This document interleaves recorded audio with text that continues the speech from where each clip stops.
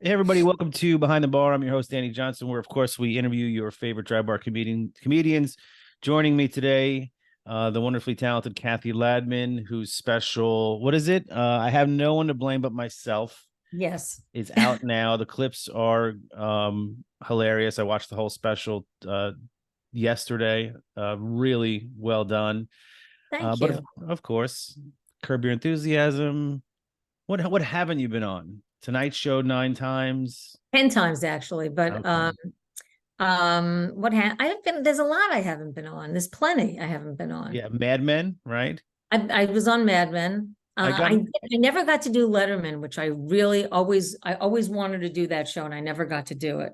yeah, I know a few guys that got on towards the end. Keith Mhm. Alberstadt and one other that got on towards the end of this last season or whatever. I just worked with my friend Jake Johansson the other night, and I think he did 45 Lettermans, Yeah, something like that. it's a bit of a hog of time. Unbelievable. I He's so worked so talented. I worked with Jake a couple times in Atlanta years ago, and I don't think I watched him enough to really appreciate before working with him and getting to Mhm. watch him do 5 1-hour sets. Just an amazing comic. Wow. Yeah, he's great. He's just great and such a good guy too. So speaking of working with good people, I mentioned to you when I reached out to you about this podcast that we worked together. Probably I was just getting started, so 2 decades ago in Jacksonville at the Comedy Zone.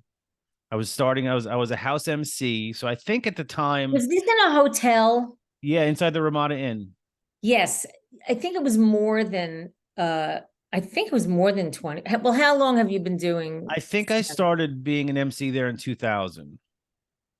Because I'd have to look up. I remember this because I taped a TV show the Okay. same weekend that we were working together, and it happened to shoot in Jacksonville. Oh It wow. was just, I know, it was the freakiest thing.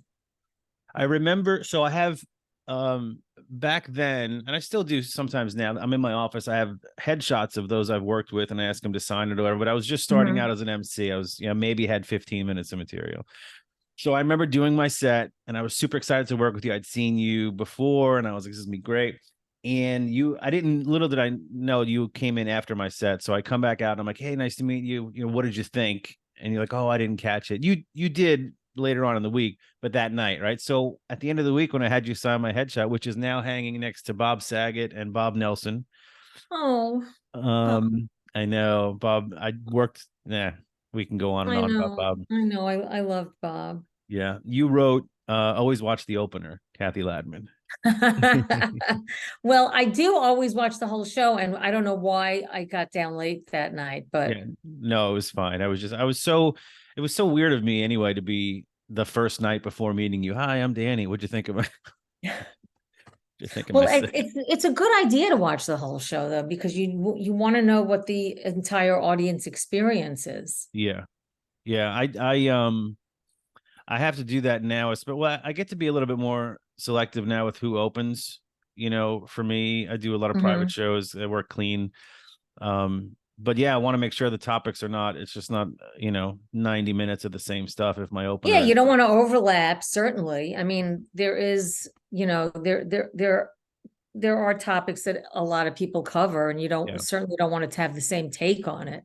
right, right. So, At the risk of quoting Cosby, but I think at oh, one point, I think in an interview, he said there's 7 jokes, right? It's like marriage, sex, politics, religion. There's 7 categories that we could hit. mhm. So, but also I forgot to mention at the top of your hour, you have a very successful one woman show. Does the show make me look fat? Yes, Right, yeah, and you just won an award for it, or the yeah. show just won. It was at the United Solo Festival in New York Yeah, at the end of September, beginning of October, and our show won Best Comedy.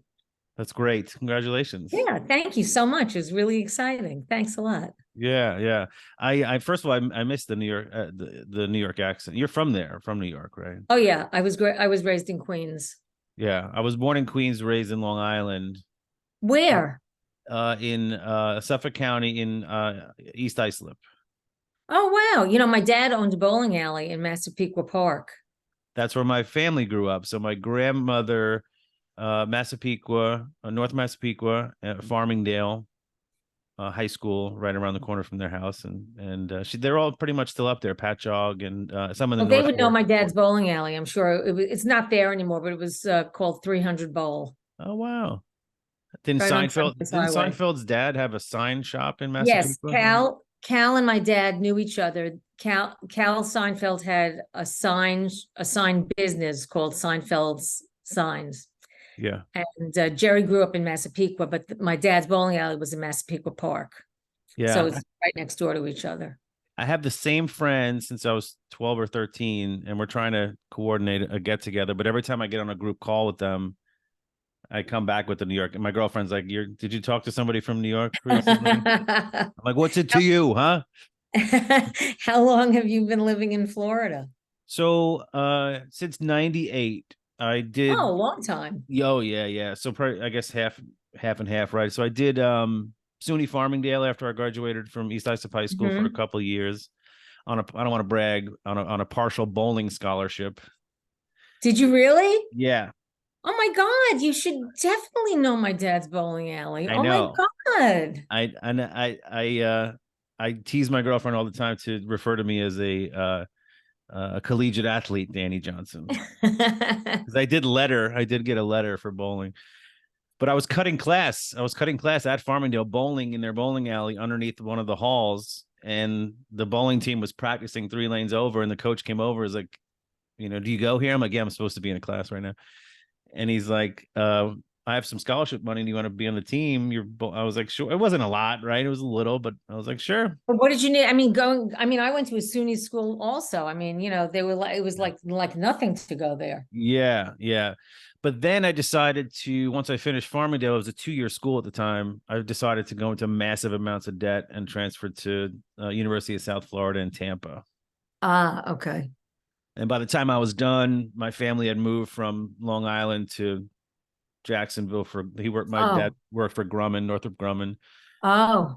So I actually did go back to Long Island for a little bit, but super expensive. And 6 months later, I was in Florida. And then I started comedy. I always wrote like over the years, and I did Hmm. my first ever set when I was 18 was a comedy duo at Konkama Comedy Club on Portion Road. And and I didn't do comedy I for me. take it that was in Ronkonkoma? Yeah. Yeah. Yes. Okay. And then since then I've done what I think is now a Governor's but was McGuire's. Hmm. But yeah, I just did like growing up, I just did like my church's talent shows, and I wrote, and I love stand up, but I didn't start until I Right. moved down here right down the road from the Comedy Zone where we Right. worked. So, what's your high bowling score? 279. Holy shit. Yeah, I know. Oh, am I still allowed to say shit? Because I know we're Sure. talking about dry bar and that's very clean. I know. That's No, it's fine. Very clean. How did you start doing this thing, this stud behind the bar? It started out as selfish reasons because most of my friends or peers, we started to headline the same rooms, and I never get to see them. I see a picture, Ah, okay. like I see Right. a picture of them. Sure. So I'm like, why don't I get them on the? I know a lot of dry bar folks, so why not start Right. this?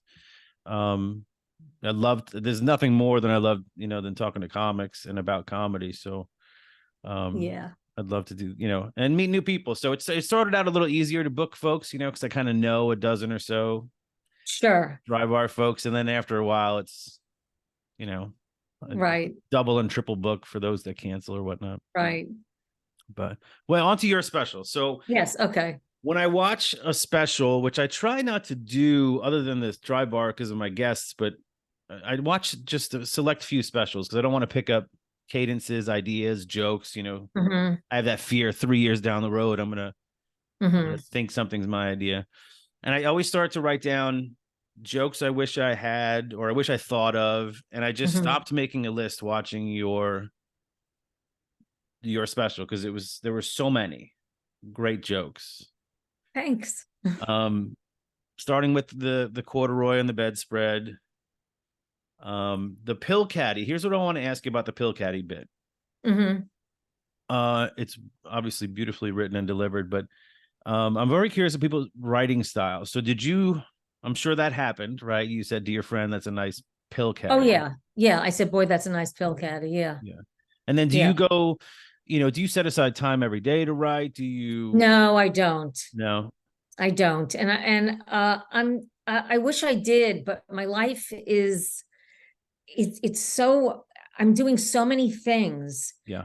that I can't do something every single day. Right. Um, I have to say, okay, like the solo show, I'm performing it again in February, so I make sure to read the script every week, Yeah.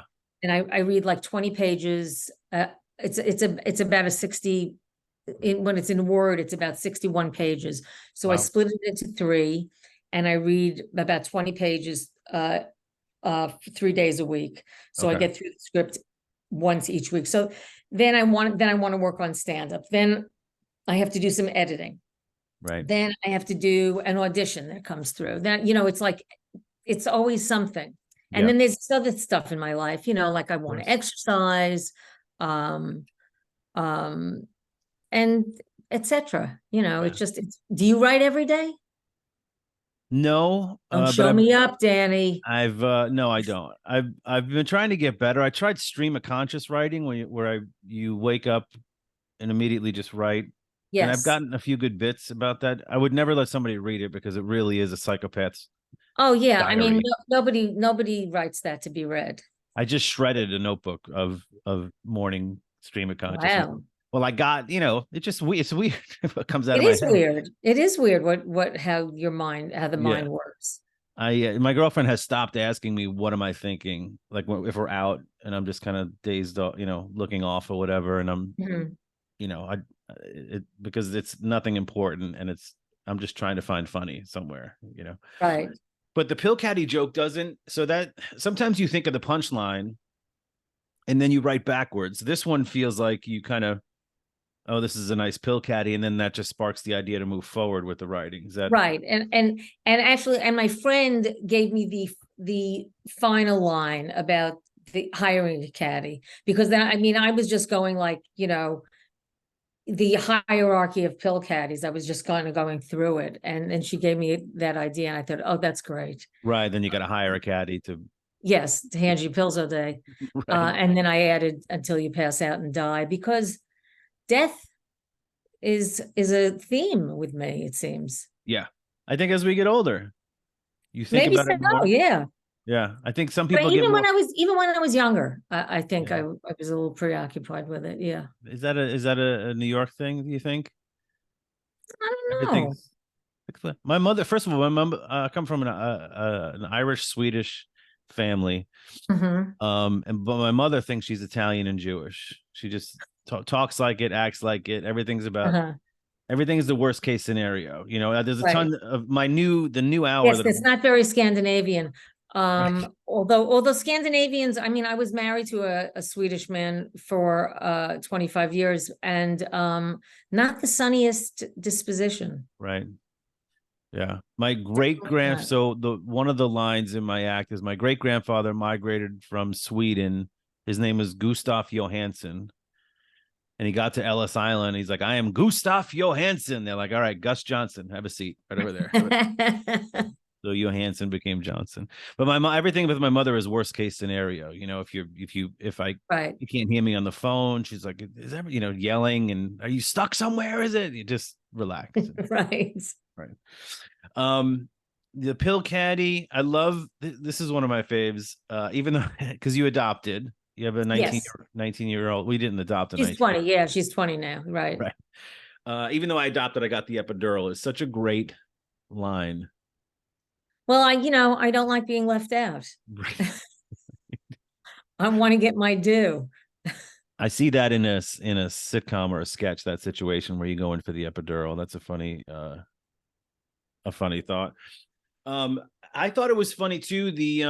And you seem surprised in your special when you mentioned divorce and no one clapped, right? Because typically that's, I guess it depends on the way the comic says it. But when you go, I'm going through a divorce, and no, I guess that Mormon crowd. Yeah. Well, it's not the loosest crowd, I have to Right. say, not the Right. loosest crowd. Right. Um, but every audience reacts differently to when I say I'm divorced, or I'm going through a divorce. Sometimes they say, oh, and sometimes they like, Mhm. "Woo," you know. Yeah. I think it really depends on what they're projecting Right. onto. It's their Right. own personal experience. Yeah. I loved how in your special I don't know at what point. I think the special is almost 30 minutes or so. But it was at least halfway or more. The Hitler stuff was a really fun angle. Yeah, and I haven't been doing it lately since You the war. haven't. Yeah, there's been so much anti-Semitism, even Yeah. more lately, that I've stayed away from it, but I'm gonna have to pull it out again.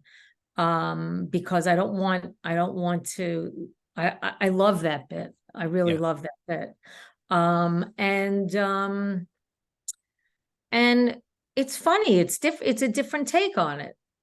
Yeah. What did you he's no Hitler was what Yeah. yeah.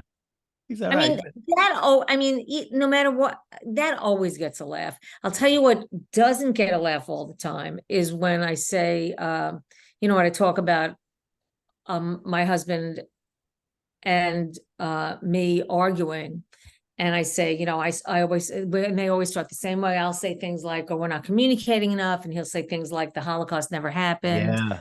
You know how couples pick that, you know, is very, it's a very risky Mhm. line, and it really depends on the audience's willingness and their experience, Yeah. and it's very unpredictable. Yeah, because I think you got a mixture of laughter and a little bit of Yes, but he's no Hitler. You know, always gets a laugh yeah, yeah, because it's so absurd. right. And Yeah, who else can mention Magna Carta in their special? Who references that? I know. So I've never heard that before. Well, but it's just one of those things that you learn about in school Hmm. that you never get a chance to um use in your life. And now I'm using it. Now, remember we used to say, do we need to know this? Right. Well, we need Yeah. to know this. Yeah. The audience needs to know it to get Yeah, it. I they know it though.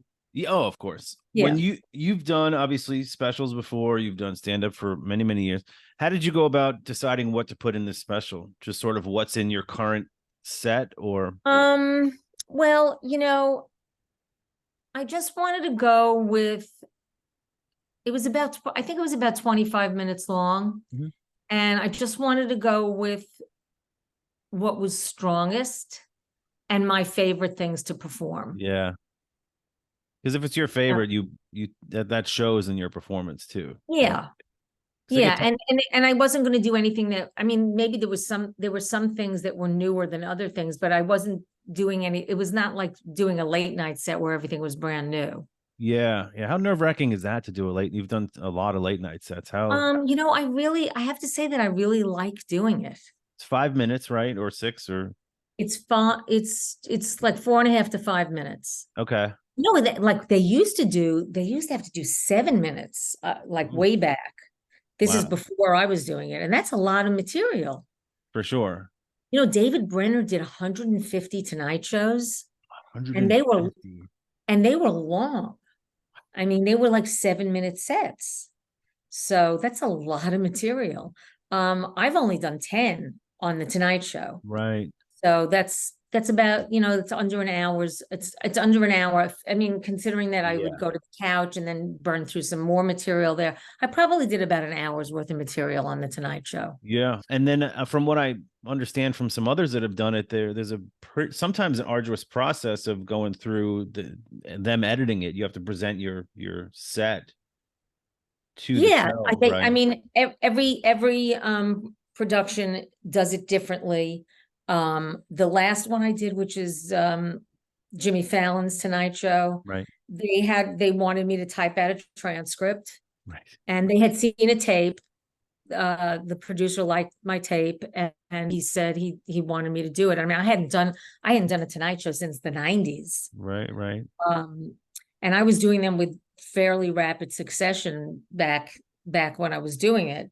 And but this one, they wanted me to write out the transcript so they can run it by standards and practices, make sure that there are no brand names that I Right. can't mention and stuff like that. But back when I was initially doing the Tonight Show, first I auditioned in a club until I finally was passed and asked to do the show. And then I just would go over my set on the phone with Jim McCauley, who was the booker at the time. And it was so great to not have to run it in a club, because always, Yeah. almost, pretty much always when you run it in a club, it bombs. And even if it doesn't, I think you would get in your own head like, oh, that didn't hit like I think it should have hit. Yeah, it's just that the live environment and the TV environment, the club environment and the TV environment are so different. Right. And when you run your TV set in a club, you are not dealing with the present moment in the club. You're just going through it for time and cadence and segues and stuff like that. So you're really not present. Yeah. So and then when I ran it in New York the night before I did it in, this past January, it went great in the clubs, and I was like almost concerned because it's supposed to bomb. Yeah. And I started getting a little superstitious, and I went, forget it. That's crazy. It'll be fine. And what clubs do you like to do in New York when you go? I generally do the Comedy Cellar. Okay. Yeah. I like that. Great I've been there once, never performed there, but been there once. I want to ask you, and you're gonna have to forgive me if this isn't your joke, because I remember a joke of yours that I do in my house in the kitchen, probably monthly, to nobody and I hope this is yours. All right, it's okay if it's not. It's okay. Don't worry about it. I want to say, and it wasn't when I worked with you. It was you on TV. It was something about, it was either father or father-in-law is a very impatient person. He's so impatient. He stands in front of the microwave. Yes. Come on. Yes. It's been 10 seconds. I don't have all minute. Yes. That's my dad. That was my dad. And so I just say the come on part. That's all. Yes, come on. I use that in my solo show because I talk about my parents a lot. And so I pulled some things from my act into my solo show that, just worked well. Yeah. But for the most part, it's a very different tone, the show, than a stand-up set. Sure. Talk to us a little bit about the difference between writing stand-up and then writing a one-person show. So like I'm a fan of Mike Birbiglia, and his stand-up specials, his latest one I just watched, he's one of the few that I watch. Is out on Netflix now. It's wonderfully done, but I saw it. And you know what? He does a joke of mine in it. Really? Yes. And I tried to get in touch with him and tried to get in touch with his director, and they were not very available to me. Right. The joke about the Wisemans? Yeah. The three. When he talks about, he ropes in Catholicism and yeah. So he does something about the Wisemans. Wow. And I went to see it with my family, and when we saw it, all of it, like we all leaned forward to look at each other, like, oh my God. Wow. And so that was unfortunate. Yeah, maybe it's something he thought, he doesn't strike me. I don't know him.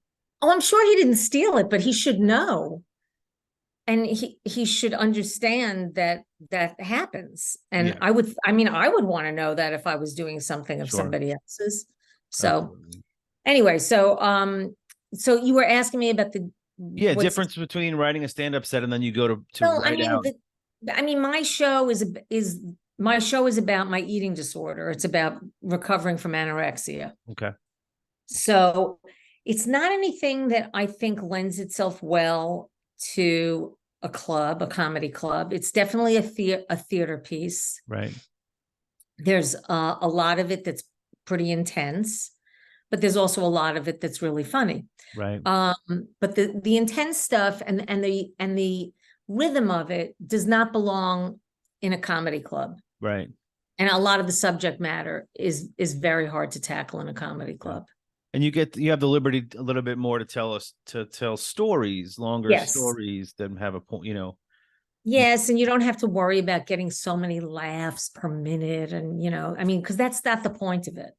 Yeah. And so when you go to start writing this, you just start, I mean, no structure, just start writing. What do I want to make? What points do I want to make? What story do I want to tell? And, for a one person show, is that how you kind of go about it? Well, I mean, I ended up writing it with someone because I really needed somebody else's input on this. It was hard. Right. I found it really hard to structure. And Laura Coyle, who was my co-writer and director, she was really good at this. Okay. And that was that was a piece that was missing for me. Right. That So you just have a I bunch of stories and you're like, how do I yes. put this How do I weave together? these together? Right. Yeah. Yeah. And we moved things in modules as we were creating it. And I think what we came out with is good. It paces well, and it's 80 minutes, which is Yeah, a good amount of time for a solo show. for sure. That's a sweet spot. That's nice. Yeah. Do you find still doing it, every time you do it, do you find, much like stand up, you might find a new nugget of funny that you said or Hmm. add to it? That's Yeah, I mean, every audience is very different. yeah. Very different. And I've only done it at this point. I think I've only done it 7 times. Oh wow. What's blinking here? Is that my light that's blinking, or is it my brain? I don't know. Anyway, um, so yeah, I mean, I haven't done it a lot, and I'm going to be doing it again in February Okay. in Sherman Oaks, and then I'm going to do a 6-week run at the same theater, just one night a week, and then I can get reviewed, because you need to do it at least 6 weeks to get reviewed. So that will help me propel it to the next Where level, I did you think. say that was? Sherman Oaks? Sherman Oaks it's at the Whitefire Theater in Sherman Oaks, California. Okay. And you initially did the first set of shows in New York, right? Or no? Well, the first shows I did were here in LA. I did Okay. 3 shows in LA. Then I did 1 show in Sherman Oaks. Then I did 3 shows in New York. And now I'm going back to do more shows at this theater in Sherman Oaks. I imagine it would be more nerve-wracking to do this show than stand up because you're really getting personal. It's Well, it's nerve-wracking in a very different, it's nerve-wracking in a different way. what do you mean? Well, because I don't talk directly to the audience. I don't go out to the audience the way Right. I can in stand up. So I'm really relying on my script. Yeah. And there's definitely a fourth wall that's up. Although I'm pretty intimate with the audience, but I'm not talking to anybody, directly. Right. Um, Right. but it's the pressure of the constant laughter is not there. Lifted. Right. Yeah, that's not there. But you know, what's hard and is getting easier is understanding that I don't want there to be laughter all the time. Right. And I have to know that when there is no laughter, that I'm still affecting the audience. And it's not as easy to tell. I mean, laughter, it's very easy to tell Sure. when people find something funny because they'll laugh. Yeah. But you can't necessarily tell if people are touched, if they're aghast, Yeah. if they're shocked. I mean, sometimes I can hear audible gasps. Then Yeah. I know what's happening. But for the most part, I have to just trust that the story's getting to them. Yeah. Yeah. And that would I would think, and I'm trying to put myself in your shoes doing a personal one-man show like that, you know, being so being so vulnerable. I mean, and especially when you're in that point at that point or points in that show where in the next 3 minutes I'm really gonna share some of my deepest, Hmm. maybe darkest, Oh my maybe. God, I share really like secretive, disgusting stuff. I mean, Yeah, like really like gross stuff with them. And I feel like it's really important because it is such a secretive disease that I feel that I want to cut the legs out from under it. I yeah, want it to be exposed because it's so devastating and it's so deadly yeah. Do you find it that I therapeutic? Um, yeah, but I find it mostly I feel good that I might be helping somebody out Yeah, there, yeah, or helping somebody who, maybe not that person, but somebody else who knows that person, yeah, that I feel like it's still something that's very hard to talk about in in a public way, and to be able to do it and mix it with comedy, it makes it, like Barry Crimmins used to tell me, what you do is like comedy, your comedy is your delivery system, right, sort of. It's the vehicle, and then you can get the message to them. right, And right. people want to laugh, and then when they're laughing and they're relaxed, then they can listen to something a little bit more intense. Yeah, and I think and the an eating disorder is not just. I mean, it has so many different social issues that it's touching, whether it's body dysmorphia Yes. or the way people are portrayed in media or how they social Hmm. media. Yep. Um, so you have the a great opportunity to continue to Yes. touch Yeah, and people. also, I mean, the I think the overarching theme of the show is really perfectionism. Wow. That's what it is. And so it really does reach people, even if you're not, even if you don't have an eating disorder. Everybody's got a weird relationship with food to some degree. Um, some more than others, but the idea of being a perfectionist and being learning how to accept yourself with all of your flaws Right. is very universal, I think. Yeah. And eating disorder goes both ways. It goes to those who want to look super thin and skinny, and it Mhm. goes to the people that Yes, overeat too. yes, yes. So I think my a good chunk of my show some at times is about weight and food and Hmm. my up and down, yo-yo or roller Yeah, coaster of it's struggles with it. it's pretty universal. Yeah. Especially, not especially, but um in show business too. I think specifically I've had some folks that have told me what casting directors have said, even as silly as someone auditioning and they go, well, we already have the big fat white guy. You know what I mean? Or we already have the Asian for this cat. Like, never mind their I skill know. level. It's just so I mean that ties into, it's a little distant from eating disorder, but you know what I mean. Body No, that we're dysmorphia. we're all we're I mean, we're products, Yeah. you know, and we have to fit a certain slot in their casting, Yeah. and they lose sight of the fact that we're people. Yeah. I did I did I don't know why I thought of this. I did a local commercial once where it was just the main uh um the commercial was about a kid and the lawnmower or whatever, but I was only going to be shown from the neck down. And Hmm. what and I remember being relieved when they're like, "We don't want to see your head." I was like, "Oh, thank God."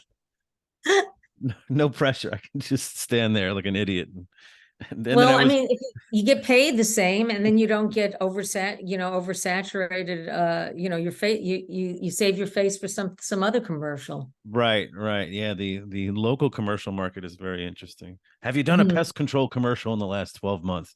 No, I haven't. All right. Then you can silly.